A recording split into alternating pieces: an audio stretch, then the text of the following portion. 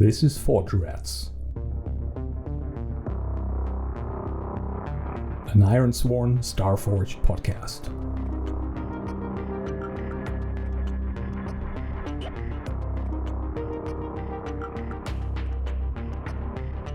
Hello friends, Anderson here, welcome to Forge Rats. Now before we can launch our engines and fire ourselves into the vast unknown, we need to establish a few things in our Session 0 prep. And as the Starforged rulebook so rightly states, while we're doing so, we're already playing the game. So today we will choose our truths, where we decide what is true for our version of the Forge, the galaxy in which the game is set, and we will create our character, through the eyes of whom we'll be exploring our stories. Before we get to make our first decisions, or rather have the dice determine our first decisions, which is the option I'm planning to go with, we encounter a few default assumptions about the setting, a few key pillars for how we should be envisioning our adventures if we want to play the game in the setting that it comes with. We are of course free to disregard any and all of this, but I would like to go along with this. So our default assumptions are that we are existing in a perilous, lonely future, a diverse and also hopeful future in a far-flung, unexplored part of the universe, a wondrous part. It is a retro-futuristic setting, and life isn't always fair. It is an unjust future. But despite all challenges, hope remains. Fulfilling our vows that we embark on will be the realization of that hope. Since I do enjoy the random generation, particularly in solo play, I have chosen to roll for all of our truth categories, of which there are 14, which will help us to define key aspects of our setting. You could of course also choose from 3 of the options given, or even substitute an option if none of the 3 is to your liking. The first decision we have to make is what cataclysm drove our ancestors into the Forge, the galaxy that is our refuge from whatever it was that drove us from our home. So we roll a percentage dice, and the dice tell us that we escaped the ravages of a catastrophic war. A war that raged for centuries and culminated in a powerful foe taking advantage of various self-serving rivalries, and in a devastating blow forced us out of our home. In this final war we were set upon by, and here's another oracle table that we have to roll on. I rolled a 28, which is religious zealots. We escaped religious zealots. Our next choice relates to the exodus from our home itself. We roll again, and the dice determine that our ragtag fleet of ships was propelled by experimental FTL drives, the technology of which has now been lost, and which is the source of the sundering, which is a crack in reality, the fissures of which unleash even more perilous realities upon our own. So we have thinned out the barrier between us and the warp. Isn't that nice? Now, once we arrived here, what kind of communities did we establish, and did we thrive, or are we hanging on for dear life? Let's ask the dice again. The dice decide that upon arrival, many ships and settlements united under the banner of one of the 5 founder clans who honor the name and legacy of a leader who guided their people in the chaotic time after the Exodus. So we're having a bit of a feudal, clannish, maybe even slightly battle-techy thing going on here, which I like a lot. Now, would be Ironsworn without iron, even if it's Starforged iron, so we have to decide what the nature of iron is in our version of the universe, and we roll again. It's a 63. Iron vows are sworn upon totems crafted from the enigmatic metal we call black iron, which is defined as a material first forged by a long dead civilization. So we found this in the forge, and it is resistant to damage and corrosion, but can be molded using superheated plasma. Ironsworn typically carry weapons, armor, or tokens crafted from black iron and swear vows upon it. Moving on, we encounter laws. So how much of a lawless place is our version of the Forge? Let's find out. 37. Laws and governance vary across settled domains, but bounty hunters are given wide latitude to pursue their contracts. Okay, so a bit of a frontier spirit with local law, but also universal fear of bounty hunters, which I then also assume to mean that if you can pay for a bounty hunter, you pretty much own the law. Interesting. Religion is the next one. Religion was also what drove us from our home, so I'd be very curious to see how our people now react to the topic. Are they tired of it, or are they even more fervent in it? Let's roll. 55. Our faith is as diverse as our people. So we have some nature worshippers, some worshipping the gods of their forebears, some just muttering the occasional prayer out of habit and without much zeal, and some who worship nobody. Many now worship the primordials, gods of a fallen people who once dwelt within the forge, perhaps the same ones that made the black iron. Possibly, we may find out if we delve enough. But that's good enough for now. Next up, magic. Okay. So how obviously supernatural is this setting? Let's roll again. 66. Supernatural powers are wielded by those rare people we call paragons, which is not magic in the truest sense, but they are magic-like abilities. Now we have to roll again to find out what fuels the abilities of the paragons.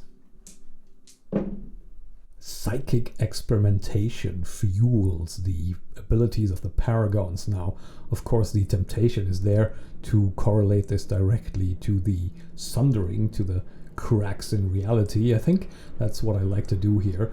We will just make the psychic experimentation a fallout and consequence of the wall to other realities wearing thin, thanks to our long-lost FTL technology. Next up, communication and data, giving us an understanding of whether this is really a dark age between the stars or how information can be relayed and how quickly. We get a 61. Information is life. We rely on space-borne couriers to transport messages and data across the vast distances between settlements. So we do not have instant planet-to-planet communication, which I think is a good thing. And we do have a set piece now in form of these couriers, which adds another sort of role to our universe.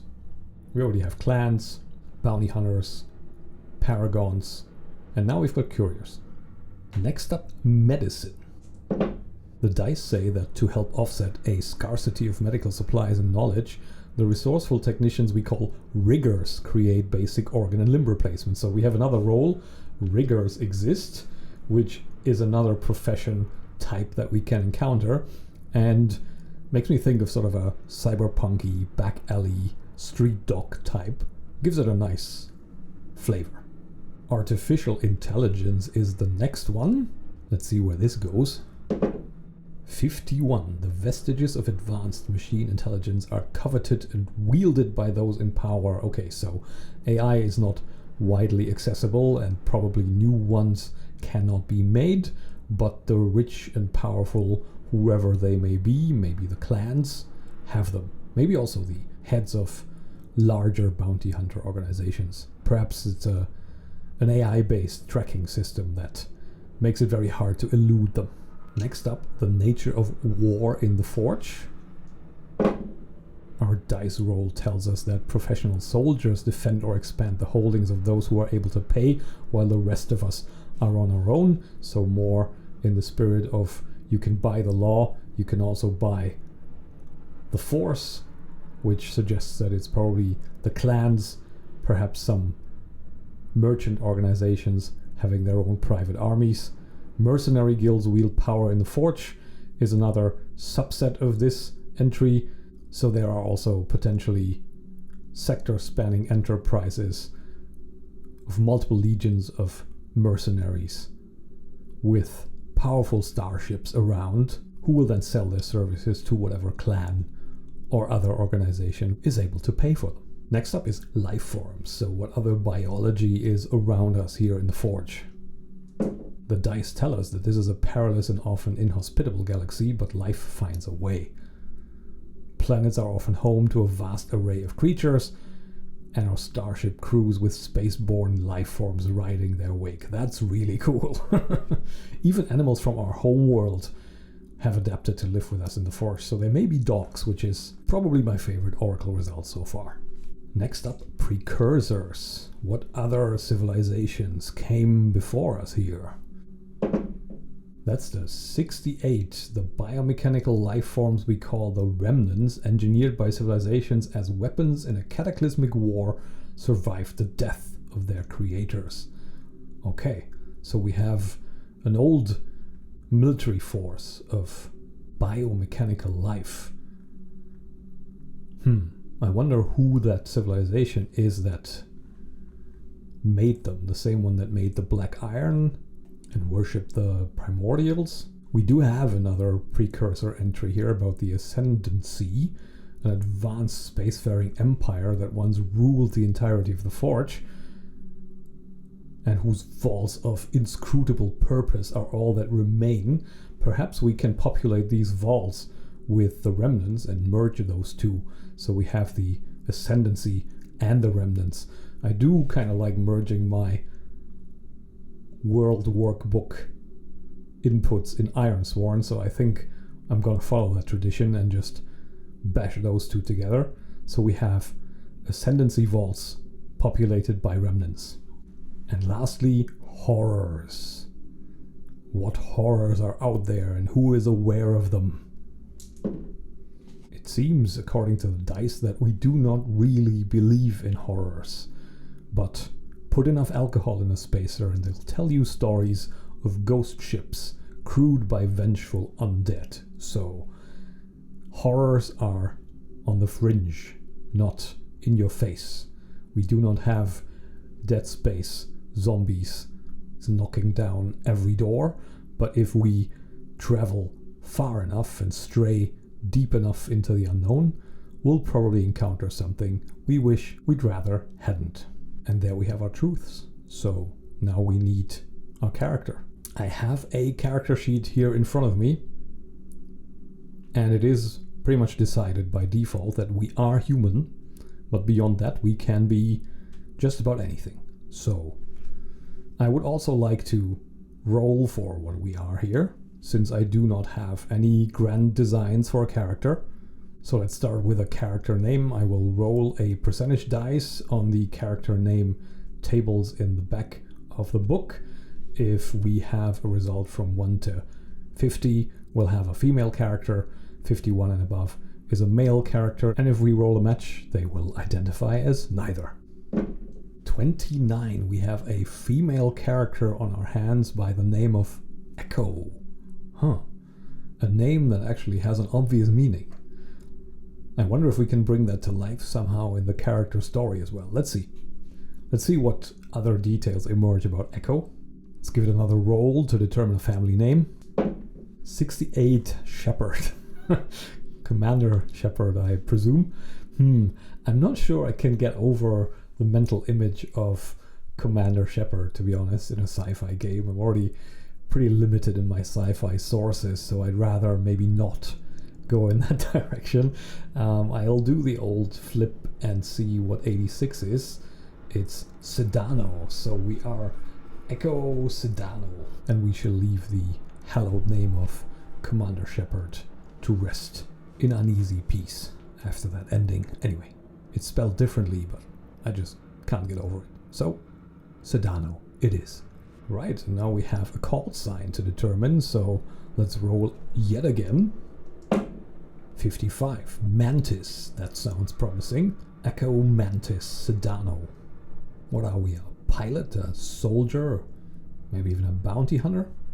What do we decide next? Pronouns. Well, since we didn't roll a match, that would be she, her. And the next step would be picking our assets from the asset cards. Specifically choosing 2 paths. So I don't really want to choose. I would like to roll on the table, like I said. And the table gives us a vast span of options. So it goes from battlefield medic via hotshot pilot over monster hunter and occultist to private investigator and prophet, smuggler, tomb raider. Lots of good options. Let's roll to see what Echo is. Echo is a super soldier. Oh wow, okay. That means we are augmented and a mercenary. And since I don't really know these new Starforged assets at all, I'll have a quick look what augmented and mercenary actually does. Augmented means that we are equipped with an advanced prosthetic, an implant, or a mechanical enhancement, which gives us some exceptional capabilities and the option to add +1 on moves that are directly aided by the augment. Wow, that's really strong. Let's go a bit further into character creation before we decide what it actually is that we have augmented. Now I'm curious whether mercenary means we're part of a company or whether that's just a general attitude we have. When you agree to wage war or defend others from war in exchange for payment or promises, you may swear an iron vow to see the mission done. If you do, re-roll any dice. If you fulfill your vow, make the legacy reward 1 rank higher. Okay, so we get potentially more experience and we have an easier time getting good results on iron vows if we accept payment for soldiery activities. That's not immediately an implication that we're part of a mercenary band or company. We can still be very independent, which I think I'd like to be at the start, but it's another strong one. I don't know if they all just took a step up from the overall relatively situational assets that Ironsworn came with, or whether we just got exceptionally lucky, but let's say I don't regret the dice picking Echo to be a super soldier at this point. Now, what do we got next? Create your backstory. Okay. Consider what happens to sunder or separate you from your home and relationships. We have some backstory prompts that we can roll for, which of course I will do. And the dice tell us that we are the sole survivor of an attack or calamity. Huh. This is starting to make the name Echo work really well. What are we echoing? Are we echoing the original calamity? Are we maybe a relic from the olden days, somehow preserved, which would make us a really sole survivor? That could be fun to do. Like somehow one of the Exodus ships careening off course and now getting uncovered, and there is somewhere in the cargo hold a still powered sarcophagus, medical sarcophagus, housing a single super soldier designed through a technology that has now been lost to time. That could work. I think I like that. Yeah, I think we're a really sole survivor. So we still remember the calamity then. Very cool. Next, we're asked to write our background vow. Considering who and what we are, I wonder how far into her journey into the Forge we actually want to join Echo. Do we just commence play right as we exit the medical stasis and vow to find out what happened to the ship that we were on? Maybe? I think so. Let's give it a name. 91, the Titan. Oh wow. Okay, so our background vow is to find out what caused the fate of the Titan.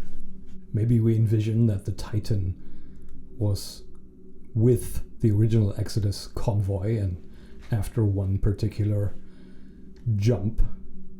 Maybe this strange reality shifting FTL engine had something to do with it. Maybe we were sleeping our way through a journey through a parallel universe that wiped out all the conscious members of the crew, and we were just adrift for however long it took before we shifted back in our reality, and who knows, maybe we brought something back. That could be interesting. But for now, that's just speculation. All we know is that we want to find out what happened to the Titan.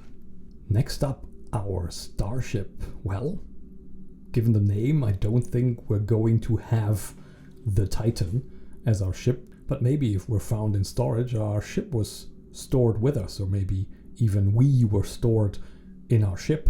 So it could be a ship from before the calamity that we're flying. But let's roll on the table, because there are a few factions mentioned in the Starship history table, and they could infer who finds us, because whoever finds us might be the source of providing us with a ship, but we might then also end up indebted to some crime boss or other organization. So let's roll. It was granted by an organization or community. Well, okay, then it's from our military days. It's our military ship from before the calamity. Let's see what name it has before we picture it. So we do consult the Starship name oracle again. And the oracle says it's called the Ghost. So we're an echo of the pre-calamity days, and our ship is a ghost. Well, if that doesn't bode well, I don't know what does. Now, we have another table to envision the Starship and find out what makes it interesting or unique. I'm almost, at this point, resigning myself to it being something equally depressing. Well, let's see what we get. Navigation logs contain coordinates to locations that do not or should not exist. Haha. So perhaps this ties into the mystery of the Titan. Maybe the ship briefly powered up and locked the jump through other realities that the Titan was making of its own accord as the crew was going insane and dying around it. And with Echo sleeping her unconscious sleep, maybe the unconsciousness making her impervious to whatever psionic attack was occurring out there. And these nav logs are maybe a first clue to where we could investigate. Interesting. Now we do have one final asset to pick. We can choose from any of the 4 out of 5 categories that isn't a deed, because those are tied to our deeds, as the name implies. The ones that we are about to embark on. I'll have a quick rummage around the asset cards, but I feel we have paths enough, so we should probably pick something that isn't a path. A combat bot companion could be fitting and interesting, as could a utility bot. A hover bike appeals mainly for rule of cool purposes, but I think I don't really want it to be a vehicle. Perhaps stealth tech is the reason that our ship is called the Ghost. So we have a stealth tech module on the Ghost that allows us to ambush unaware foes. That would explain the name, at least. Yeah, I think we're going with that. We can now set our stats in an array of 3, 2, 2, 1, 1. Edge, Heart, Iron, Shadow, Wits are the statistics.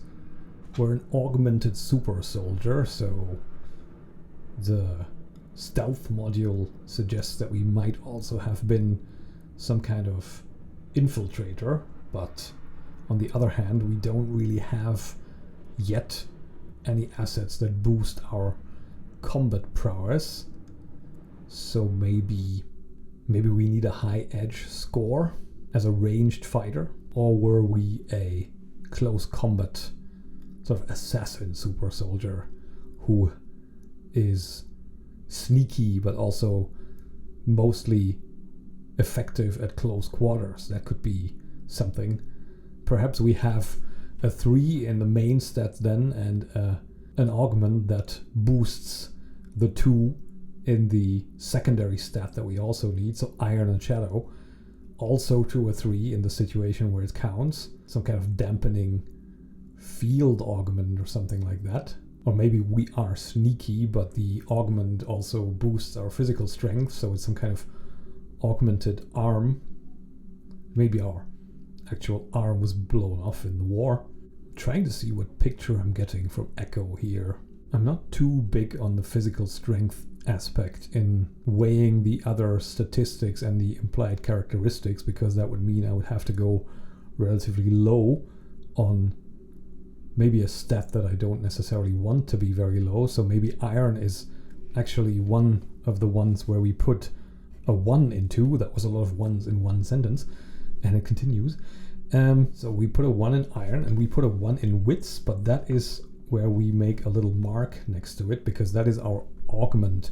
We have some kind of tactical situational assessment computer or borderline AI implanted in us that gives us a boost to tactical awareness, but we do not know a whole lot or have a whole lot of expertise or observational knowledge about many other things, which then gives us heart and perhaps shadow as a 2 and edge at a 3, because Echo is quick and agile and very adept at fighting at a distance. So 3 in edge, 2 in heart, 2 in shadow, 1 in iron and 1 in wits, with a little asterisk that signifies our augmentation in tactical matters. How do we envision Echo now? I think we see someone who is very lithe, very muscular probably. I don't think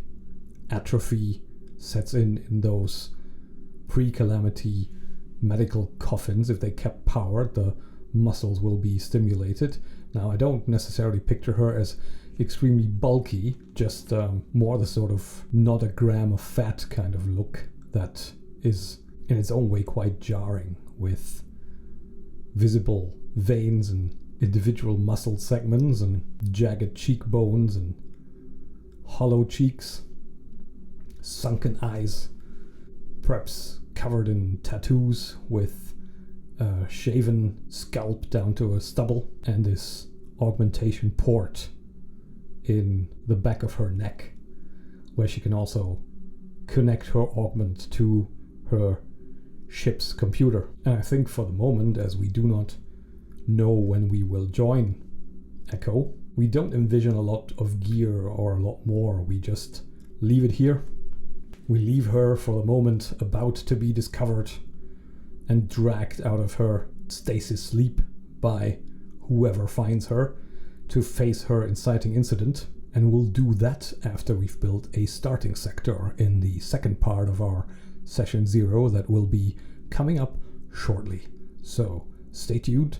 Thank you very much for tuning in, and bye for now.